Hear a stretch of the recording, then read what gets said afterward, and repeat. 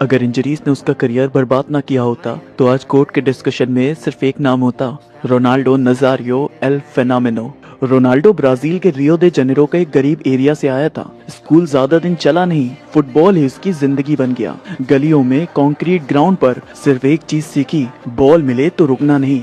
90s का football physical था, defender strong थे, स्पेस कम मिलता था। लेकिन इसी एरा में एक ब्राजीलियन टीनेजर यूरोप आया और उसने सिर्फ एडजस्ट नहीं किया, उसने पूरा बैलेंस ही तोड़ दिया। पीएसवी से बार्सिलोना, बार्सिलोना से इंटर, हर जगह एक ही चीज रिपीट हुई। बॉल मिलते ही एक्सेलरेशन इतना एक्सप्लोसिव कि डिफेंडर स्टैटिक लगते थे। सिर्फ 20-21 साल की एज में रोनाल्डो दुनिया का मोस्ट डेंजरस स्ट्राइकर बन चुका था। 1996-97 सीजन में बार्सिलोना के लिए 47 गोल्स, पर इम्पैक्ट नंबर से कहीं ज्यादा था। ये स्ट्राइकर बॉक्स का वेट नहीं करता, ये मिडफील्ड से ही डिफेंस तोड़ देता था। इसी अनस्टॉपेबल राइज के बीच आया 1998 वर्ल्ड कप। ब्राजील का मेन सुपरस्टार रोनाल्डो, दुनिया उसे नेक्स्ट पेले कह रही थी। ब्राजील फाइनल तक पहुंच गया, पर फाइनल से पहली रात में सब कुछ बदल गया। कंफ्यूजन, हेल्थ इशू, फिटनेस पे सवाल। फाइनल खेला गया, फ्रांस जीता, जिदान चमका। रोनाल्डो वो पिच पर था, पर वो रोनाल्डो नहीं था जिसे दुनिया जानती थी। एक फैनम जो किंग बनने वाला था अचानक चुपचाप खड़ा था। और उस रात के बाद फुटबॉल उसके लिए पहली बार सिंपल नहीं रहा। और फिर आया उसका सबसे बुरा phase, 1999-2000 Inter Milan. Knee injury हुई, लंबा रिहैब चला, महीने निकल गए, लेकिन फिर कमबैक मैच आया। स्टेडियम खड़ा था, लोगों को लगा एल फिनोमेनो लौट आया। पर सिर्फ 7 मिनट बाद एक गलत स्टेप और पैटेलर टेंडन रप्चर। इंजरी के बाद सबको लगा रोनाल्डो नजारियो खत्म, एल फिनोमेनो अब वापस नहीं आ पाएगा। पर सच और भी हैवी था। बॉडी सिर्फ इंजर्ड नहीं थी, ट्रस्ट टूट चुका था। हर स्टेप पे डाउट था, हर स्प्रिंट पे डर था कि घुटना फिर जवाब ना दे दे।